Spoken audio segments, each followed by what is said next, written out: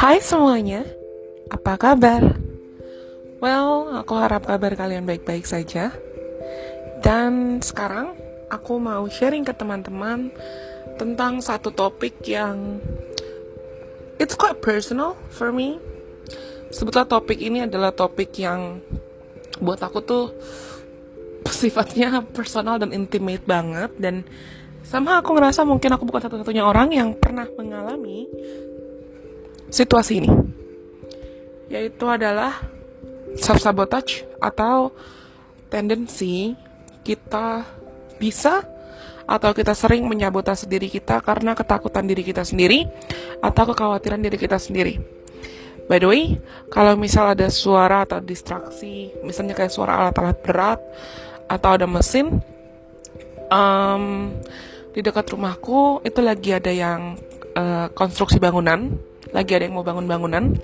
Mungkin pretty much akan kedengeran sih karena jujur berisik banget. Tapi aku pakai mic di sini. Semoga suaraku juga tetap bisa jelas terdengar dan kita lancar aja sharingnya. Anyways, tapi itu bisa termasuk bagian dari self-sabotage loh. Maksudku, mungkin kalau aku mengizinkan atau membiarkan situasi eksternal yang ada di sekitarku jadi blockage atau jadi hambatan untukku berbagi atau untukku berkarya, itu bisa jadi sebetulnya adalah contoh kalau aku masih punya tendensi sabotase diri karena aku takut. Dan self-sabotage itu apa sih sebetulnya? Tendensi sabotase diri itu biasanya sebetulnya adalah hasil atau akumulasi dari trauma yang muncul ke dalam diri kita atau yang muncul ke dalam realita hidup kita ketika ada kebutuhan yang sifatnya unconscious atau kebutuhan yang mungkin gak kita sadari, tapi kita we're letting the resistance, we're letting the pain, atau we're letting the problems itu jadi blockage buat kita.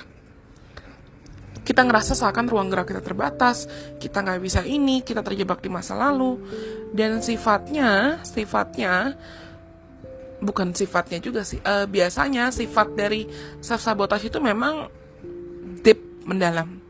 Dan itu butuh ibaratnya nggak kebetulan berarti ya ada yang lagi ngeruk tanah nih di dekat rumahku, karena buatku dan apa yang sudah aku analisa dan aku bantu untuk beberapa klien kemarin sejauh ini, untuk kita bisa, aku bisa bilang berdamai atau menghilangkan tendensi kebiasaan sabotase diri, itu adalah kita harus keruk dulu ke dalam diri kita dan cari tahu akar masalahnya apa. Kita perlu pinpoint atau kita perlu gali lah, kita perlu tunjuk dengan jelas dan kita akui kalau mungkin kita masih punya emosi yang belum diproses atau trauma masa lalu yang belum kita akui, supaya kita bisa, aku bisa bilang cari solusi atau lebih tepatnya lebih ke ubah mindsetnya dan cari lifestyle yang tepat untuk kita bisa alchemizing the vibrations, untuk kita bisa ubah habit kita atau kebiasaan kita dan menciptakan principles atau lifestyle yang baru yang cenderung akan bisa buat kita lebih tangguh dan cerdas secara emosional. Aku mau mengutip satu paragraf dari buku The Mountain Is You, penulisnya itu Brianna Wiest, dan aku bacain ya. Nanti akan aku terjemahkan juga. In the end, self-sabotage is very often just a maladaptive coping mechanism, a way we give ourselves what we need without having to actually address what that need is. But like any coping mechanism, it's just that, a way to cope. It's not an answer, it's not a solution, and it does not ever truly solve the problem. We are merely numbing our desires and giving ourselves a little taste of temporary relief. Pada akhirnya, tendensi untuk menyabotase diri kita sendiri itu adalah suatu bentuk coping mechanism yang kurang tepat atau kurang sehat. atau bahkan tidak tepat dan tidak sehat. Karena biasanya ketika kita sibuk menyabotase diri kita sendiri, kita memberikan diri kita apa yang kita rasa kita butuhkan, tanpa betul-betul menjelaskan apa sebetulnya kebutuhan kita pada kenyataannya. Tapi sama seperti segala bentuk coping mechanism lainnya, atau segala bentuk contoh-contoh coping mechanism lainnya, self-sabotage itu ya hanya cara untuk coping, hanya cara untuk masking, bukan untuk betul-betul menghadapi. Dan itu bukan solusi, itu bukan jawaban. Dan tidak akan bisa betul-betul membuat kita menyelesaikan masalah yang kita hadapi.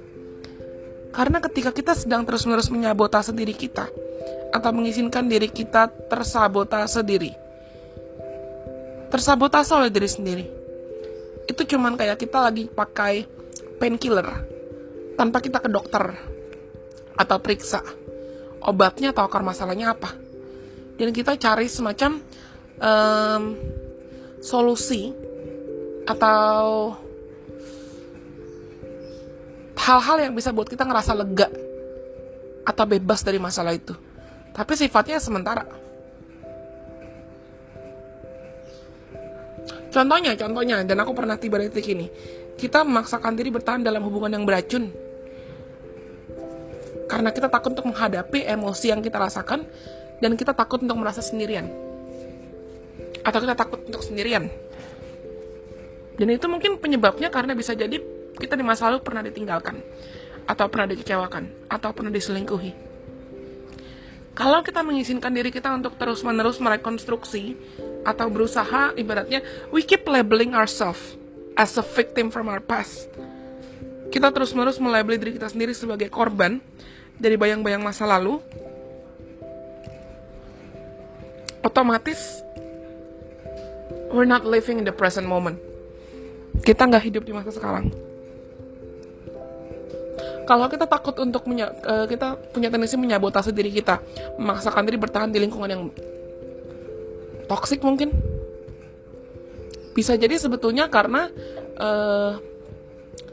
I've been there too, I've really been there too juga. Bisa jadi mungkin karena penyebabnya kita merasa ruang gerak kita untuk mengekspresikan diri, untuk berkarya, untuk menjadi otentik pernah terbungkam, atau pernah dijudge, pernah dihakimi oleh standar-standar penilaian masyarakat, dan kita memaksakan diri untuk mengikuti standar-standar masyarakat, atau kita menyabotase proses healing kita sendiri dari luka atau dari trauma dengan overthinking atau overanalyzing our feelings. Emosi kita tuh kita pikirin berlarut-larut, dan kita takut merasakan luka, jadi kita pendam lukanya, jatuhnya nggak sembuh-sembuh. Atau kita takut untuk duduk, diem, mendengarkan diri kita sendiri, karena sebetulnya kita takut untuk merasa rapuh.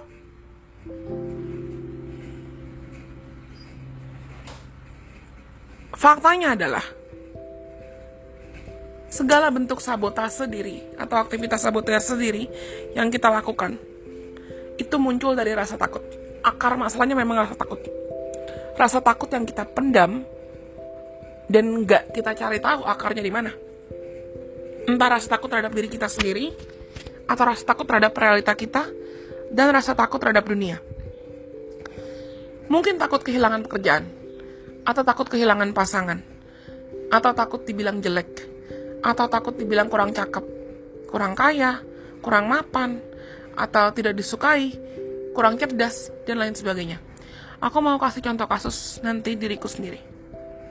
Padahal, kalau misalnya kita sudah bisa, aku bisa bilang step into our heart. Step into our heart. Ibaratnya kita masuk nih ke dalam hati diri kita sendiri, dan kita gali, kita cari tahu akar masalahnya apa. Dan kalau akar masalahnya, real problems-nya ketemu, beda loh. Kita tahu akar masalah, dan kita berusaha untuk menyelesaikan akar masalahnya, dengan kita tahu akar masalahnya, dan kita menghindari akar masalahnya. Ketika kita awalnya mungkin akan trigger, awalnya mungkin akan terpancing, tapi ketika kita sudah terbiasa tahu bagaimana cara mendamaikan diri, dan menghadapi akar masalahnya beda. Misal gini,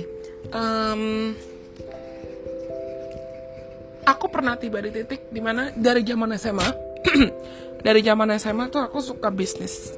Aku suka bisnis dan aku jarang minta uang jajan sama orang tuaku. Kalau mereka mau kasih ya udah, kalau enggak ya it's okay. Aku pernah punya bisnis misalnya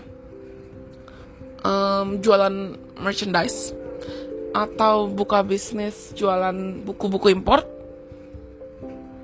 atau buka bisnis. Aku suka bikin craft, aku suka bikin prakarya, gelang atau gambar-gambar, lukis-lukis. Aku suka bikin crafts. Dan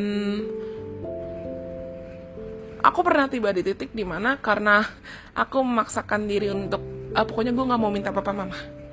Jadinya aku pernah 1 minggu berusaha untuk survive hanya dengan 50.000. Aku juga pernah tiba di titik dimana karena aku nggak mau balik lagi nih ke kondisi dimana aku merasa aku kekurangan. Jadi aku maksain diri untuk kerja, aku maksain diri untuk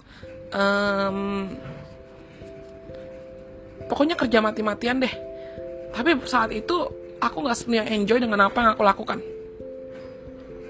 Nah, ada masanya aku ngerasa kayak my life is so horrible. My life felt so horrible. Kayak hidup gue penuh masalah. Sampai akhirnya aku sadar, sebetulnya masalah itu atau ketakutanku untuk gak punya kerjaan, atau ketakutanku untuk kehilangan uang, itu bentuk sabotase diri loh. Itu akumulasi traumaku yang takut kekurangan, takut kehilangan, aku gak bisa ngerasa aman, aku merasa kurang, dan lain sebagainya. Karena kalau kita mau bahas dari perspektif spirituality, cakra kita yang paling bawah, root chakra itu adalah cakra yang mengontrol tentang safety. Apa yang bisa buat kita ngerasa aman di dunia ini atau cukup di dunia ini sebelum energi kita dari root chakra itu naik ke cakra-cakra yang lain. Padahal rasa aman itu bukan hanya terpenuhi dari keuangan sebetulnya, atau bukan hanya dipenuhi oleh materi. Toh uang itu energi, and it has to come from within. Dan harusnya itu muncul dari dalam diri kita sendiri. Itu harus muncul dari rasa aman yang kita munculkan atau yang kita bisa rasakan dari dalam diri kita. Dari bagaimana cara kita bisa melihat diri kita sebagai sosok yang pantas untuk merasa aman. Bagaimana diri kita untuk bisa merasa kita dikelilingi oleh lingkungan yang aman. Walaupun mungkin, contohnya kayak sekarang, ada distraksi di sekitar aku. Aku bisa saja merasa aku gak aman. Dan aku bisa saja merasa aku gak nyaman. Tapi kenapa aku bisa tetap mau sharing buat teman-teman? Karena aku tahu, aku memilih untuk merasa aman. And that's the difference. Terkadang untuk kita mau menghadapi sabotase diri, kita harus mengakui kalau pertama-tama, it's okay not to be okay. Dan yang kedua, setelah kamu bisa mengidentifikasi lukanya atau mengidentifikasi akar masalahnya yang biasanya sifatnya itu unconscious, cenderung kamu akan pelan-pelan, ibaratnya gini, aku selalu kasih perumpamaan ini kalau dulu aku masih bikin konten pick a card atau prediksi pilih kartu ya di YouTube ya sebagai Illusion Priestess. Kalau kita mau makan atau mau makan buffet, kita mau makan di restoran all you can eat, apapun itu. Kalau makanan kita lihat nih, menunya enak-enak semua, tapi meja yang mau kita dudukin tuh masih kotor, atau piring yang mau kita pakai buat makan masih kotor. Kita gak akan bisa makan.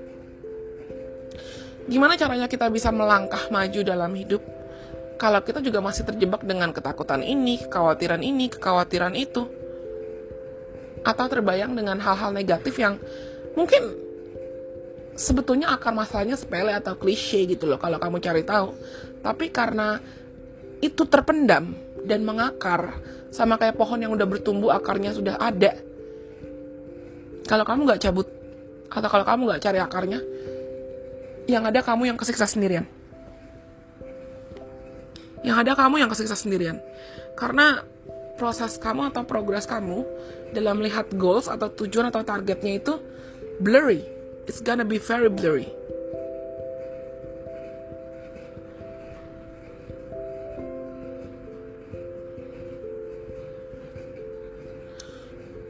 Yang aku sadari adalah dalam proses untuk berdamai dengan tendensi sabotase diri.